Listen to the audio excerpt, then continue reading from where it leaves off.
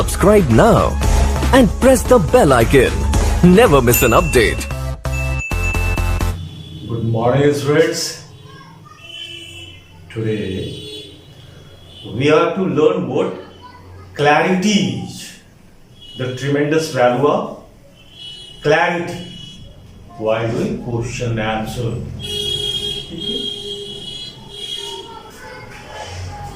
देखो एक क्वेश्चन, ये थोड़ा कंपैरेटिवली लॉन्गर लेसन है, comparatively more complex and difficult one. It might consume at least 8 classes. ठीक है, तो कल ये जो होम असाइनमेंट 2 वाला वीडियो हम लोग लोड किए हैं, उसके बाद जो पढ़ने वाले बच्चे 5-10 बच्चे इस क्वेश्चन आंसर कैसा रहेगा, क्या रहेगा,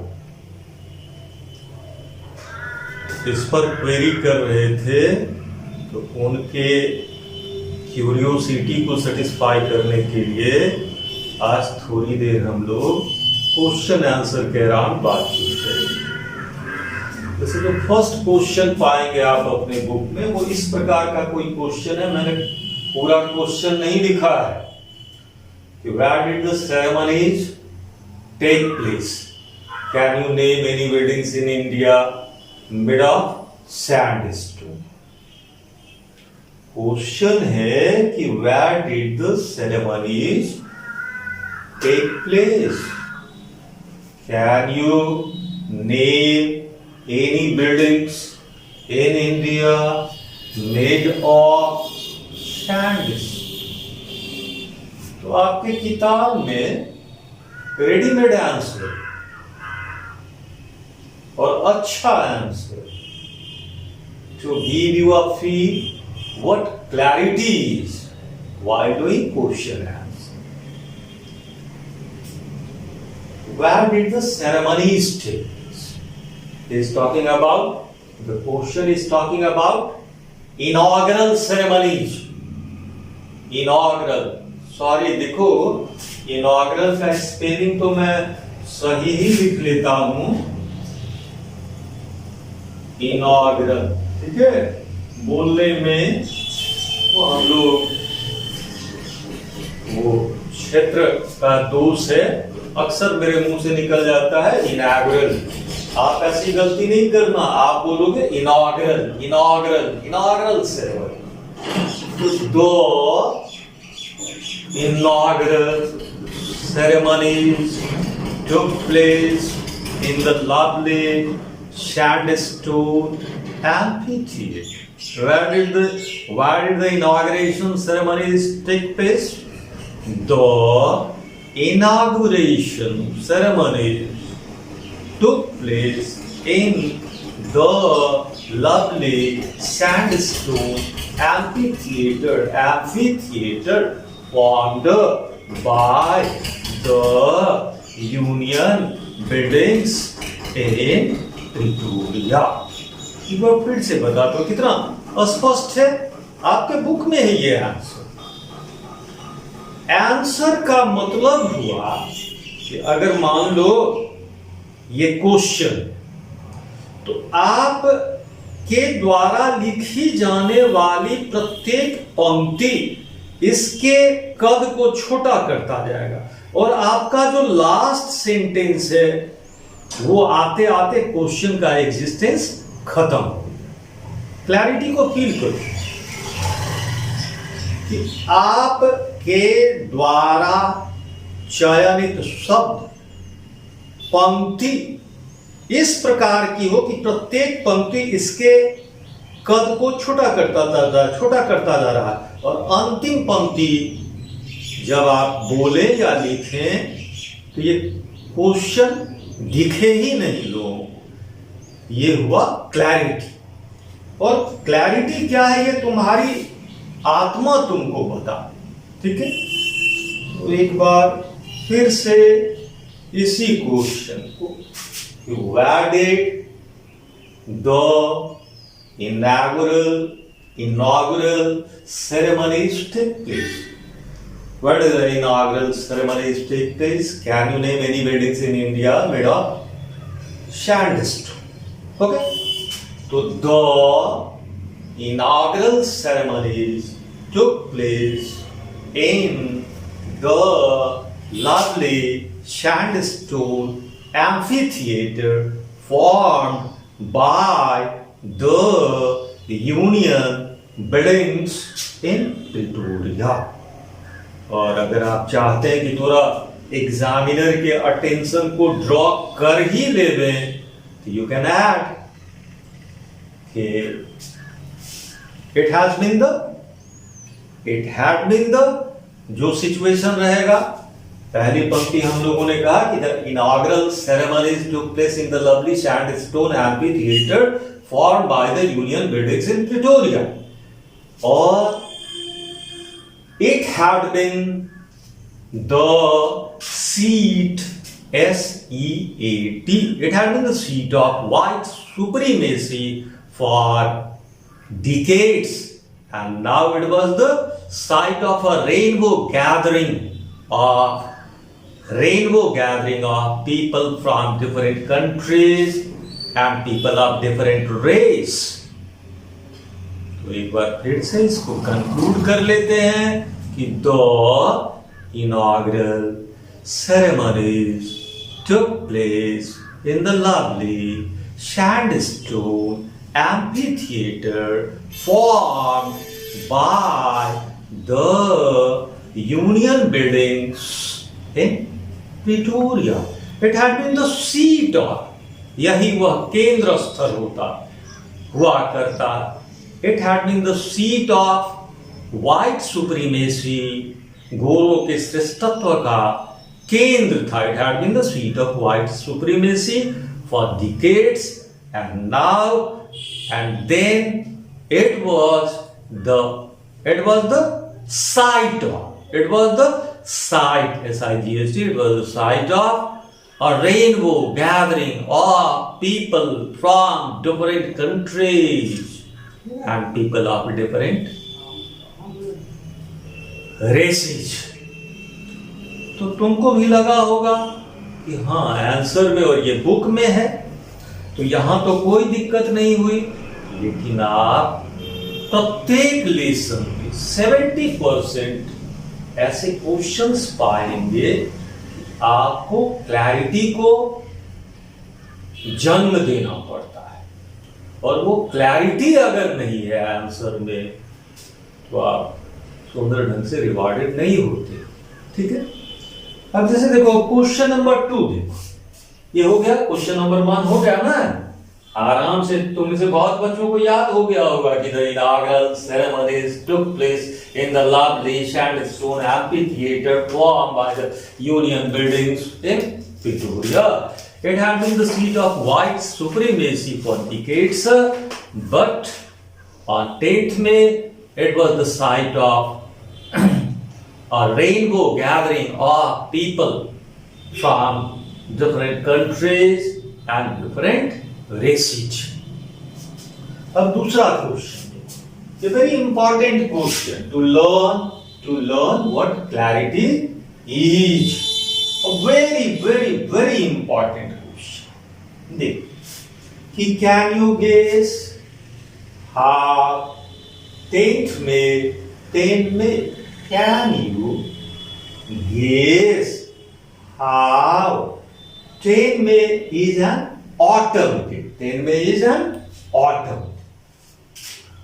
अब ये autumn day को देखो थोड़ा सा ध्यान से, क्योंकि क्वेश्चनर ने यहां पर इन्वर्टेड कॉमा दे दिया है. Can you guess how 10 May is an autumn day in South Africa? अब थोड़ा सा सुनो ध्यान से कि क्लाइमेटिक पॉइंट ऑफ व्यू से natural 10 May is an autumn time in South Africa.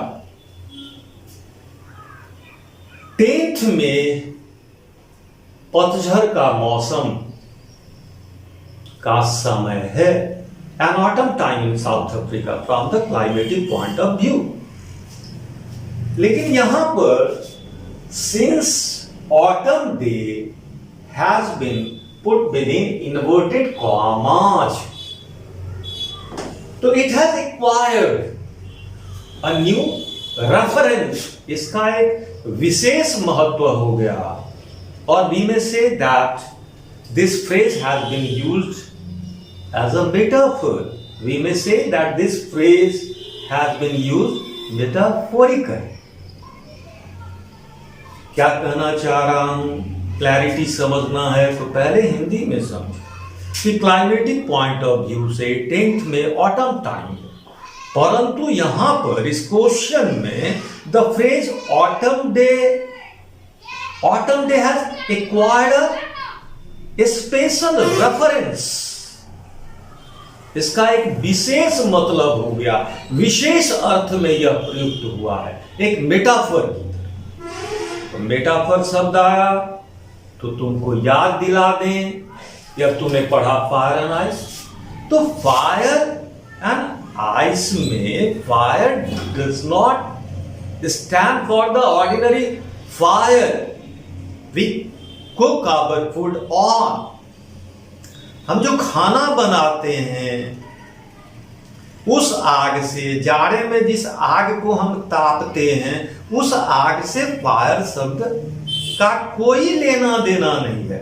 Fire शब्द सब आदमी को याद ही होगा, क्यों दोहराया जाए, कि fire stands for our desire, fire stands for our unbridled lust, fire stands for our unbridled passion to have more and more material wealth,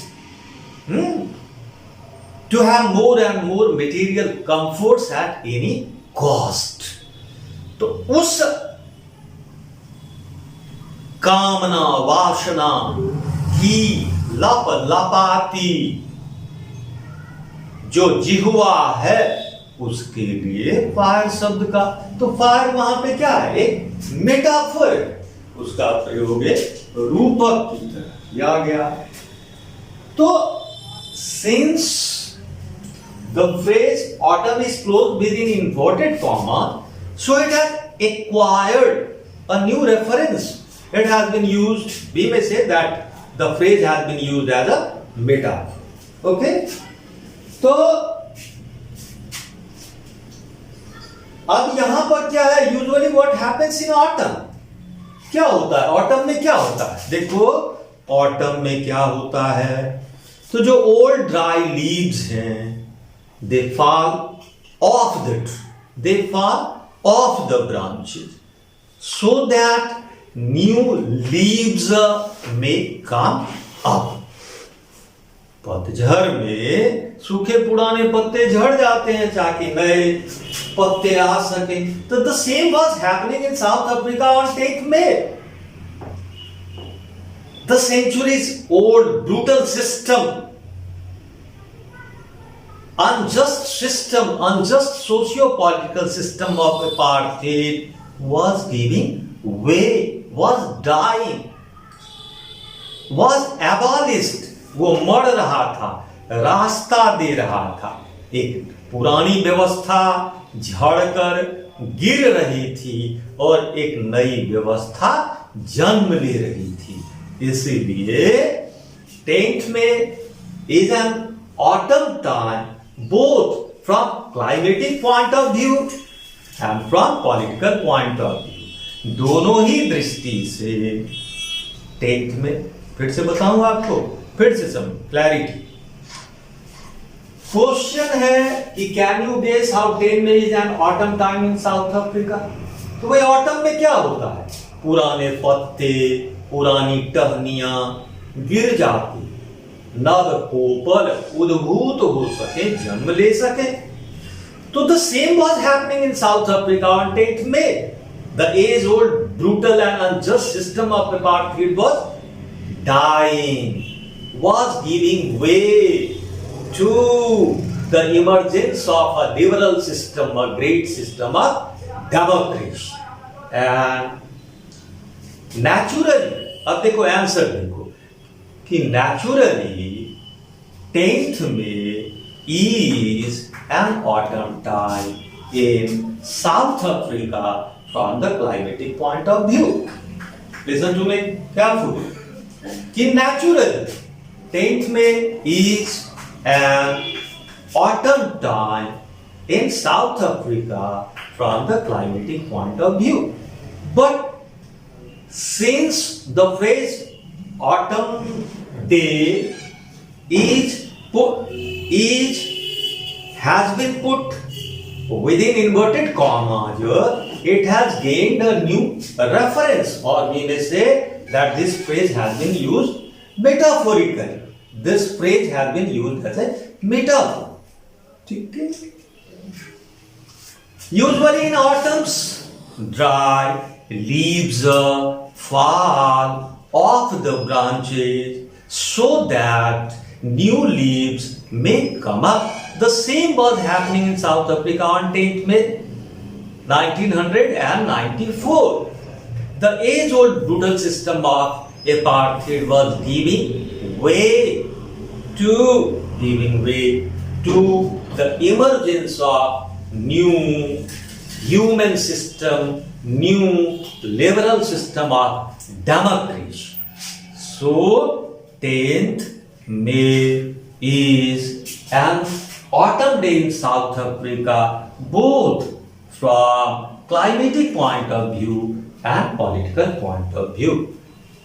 एक बार हिंदी में आपको बता दें कि भाई यहाँ पे ऑटम डे ने एक विशेष अर्थ अख्तियार कर लिया है, उसको इन्वर्टेड कॉमा में रख दिया है। तो प्रश्नकर्ता हमसे आपसे कुछ विशेष चिंतन की अपेक्षा कर रहे हैं। सामान्यतः ऑटम में क्या होता है, पुराने सूखे पत्ते गिर जाते हैं और नए पत्ते उसका स्थान ले लेते हैं। तो the same was happening in South Africa. The age old brutal unjust system of apartheid was giving way to the emergence of a new liberal human system of government known as democratic way of governance। कुछ स्पष्ट हुई बात? ठीक है, ये हम आपको answer नहीं बता रहे हैं कि आप ध्यान रखें कि ऐसा आंसर होना चाहिए। अच्छा, at the beginning of his inaugural speech Nelson Mandela वो an extraordinary, he talks about an extraordinary human disaster और a glorious human achievement at the end. Mandela sir जो इनॉग्रल स्पीच दे रहे थे तो वो बोलते हैं एक्स्ट्राऑर्डिनरी ह्यूमन डिजास्टर। क्या तात्पर्य है उनका एन एक्स्ट्राऑर्डिनरी ह्यूमन डिजास्टर से? तो very simple, he is pointing to an extraordinary human disaster से उनका तात्पर्य है, he is pointing to, he is referring to the brutal system of, the cruel system of, the unjust system of apartheid। Very simple. लेकिन अगर मान लो यही question आपको long answer type question answer में पूछ दिया जाए कि what does Nelson Mandela mean by an extraordinary human disaster. ये डिजास्टर जैसे इनॉग्रल में गलती हो गई तो ध्यान रखना, डिजास्टर जब बोलते हो ना इसको डिजास्टर नहीं बोला करो। ये एस है ना, इसका जॉ के नीचे नुक्ता लगा दो, मतलब जेड का जो प्रोनाउंसिएशन होता है डिजास्टर, डिजास्टर, डिजास्टर, डिजास्ट्रस, ऐसा प्रोनाउंसिएशन करो। करते ही हो तुम लोग, मुझसे गलती हो जाती है फिर इनॉग्रेशन नहीं बोल करके, और 50% ऐसे चांसेस रहते हैं इनॉग्रेशन निकल जाता है मुझसे, आप इनॉग्रेशन बोलो, EINAU, इनॉग्रेशन, इसको डिजास्टर। अब देखिए हम लोग कि एन एक्स्ट्राऑर्डिनरी ह्यूमन डिजास्टर जिसका जिक्र मंडेला सर अपने इनॉग्रल स्पीच के बिगिनिंग में करते हैं, उनका क्या तात्पर्य? तो एक लाइन में हम लोग कह सकते हैं कि he was pointing to, he was referring to the unjust system of apartheid. लेकिन अगर इसको थोड़ा सा विस्तार देना पड़े तो ऐसे विस्तार दिया जा सकता है कि mankind has achieved tremendously. Mankind has made tremendous achievements. Mankind has made a tremendous achievement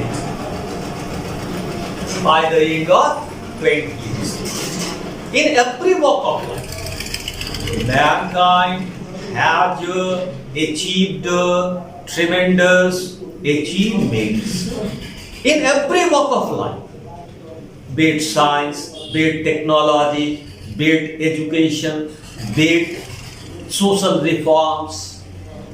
पहला पॉइंट देखो कि mankind has made great achievements in every walk of life by the end of 28th century. Man had landed on moon 51 years back in 1969. देखो कि 51 years back मनुष्य चंद्रमा पर उतर चुका. Mankind has made great achievements in every walk of life. Be it science, be it technology, be it education, be it social reforms. लेकिन तब भी it is one dimension. It is the one face of human race. And the second and the other face is very ugly. Even by the end of 20th century, a large part of human population was forced to live like animals in the name of a political system. It must have been like a kalank. It must have been like a stigma. It must have been like a blot. It must have been like a stigma on the face of human race. थोड़ा विस्तार दिए हम लोग हिंदी में देखो कि 20वीं शताब्दी के अंत तक मनुष्य ने जीवन के सारे क्षेत्रों में अकल्पनीय इनक्रेडिबल हाइट्स को अचीव कर लिया था. 1969 में ह्यूमन रेस मैन लैंड कर चुका था मून पर. Mankind has made a great achievements in different walks of life. Be it science, be it technology, be it education, be it social reform by the end of 20th century. Man had landed on moon 51 years back in 1969. It is one face of human race, but the other face is very ugly, very brutal. Even by the end of 20th century, a large part of human population was forced to live like animals in the name of apartheid. It created profound hurt in the countries, in the people who were forced to quote this cruel system. So, Nelson Mandela is referring to the unjust system of apartheid.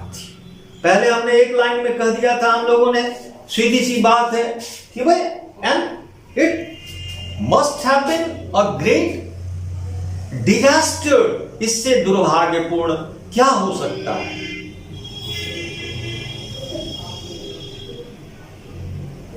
तो तो Mandela sir वो अपने inaugural speech के beginning में जो mention करते हैं extraordinary human disaster, कुछ फील कर रहे हो? He was pointing to the unjust system of the brutal system of the brutal political system of the unjust political system of a party. इसी को थोड़ा अगर एक्सपैंड करना है, long answer type question answer में अगर यही पूछ दिया गया है तो हम ऐसे शुरुआत कर सकते हैं। मैं तुमको ऐसा नहीं कह रहा हूं कि ये सबसे आइडियल आंसर है। हमने कहा कि Mankind had achieved tremendously in every walk of life by the end of 20th century. Man had landed on moon 51 years back in 1969. But despite these great achievements,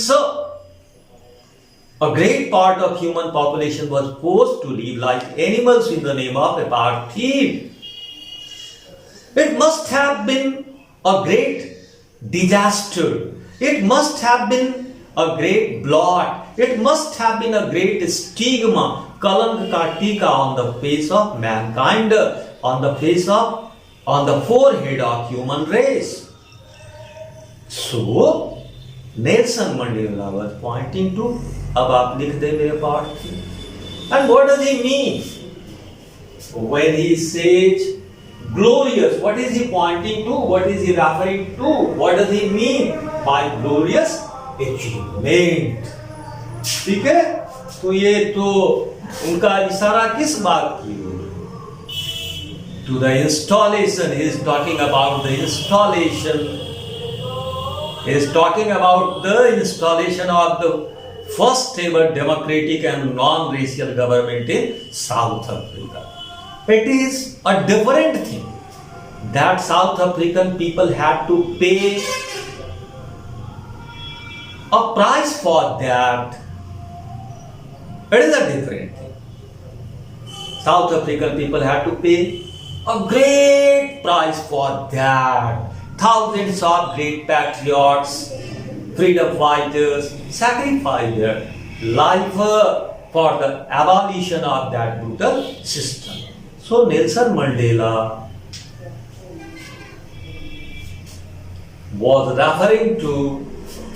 was pointing to the installation of the first ever democratic and non-racial government in South Africa by glorious human achievement. And the victory of South African people was not confined to only South Africa. It was a common victory for peace. It was a common victory for human dignity, for the entire mankind. चलो देखो, what does Nelson Mandela thank the international leaders for? What does? इसके what does Nelson Mandela thank the international leader for? Nelson Mandela sir वो international leaders को क्यों thank देते? तो इससे पहले भी हम लोगों ने कुछ किया था, एक दो लाइन उस दिन जब कर रहे थे, क्वेश्चन आंसर नहीं कर रहे थे। तो देखो, डिग्निटरीज,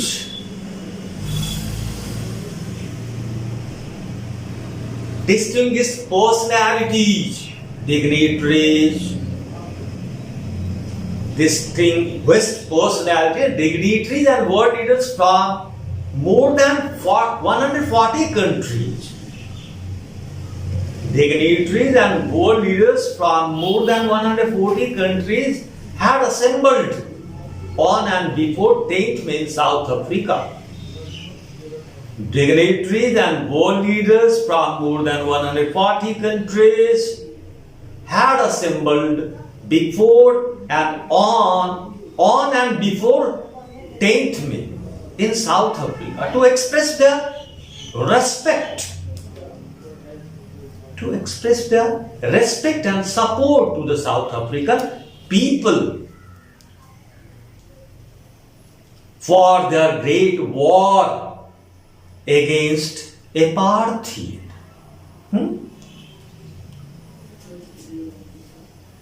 Dignitaries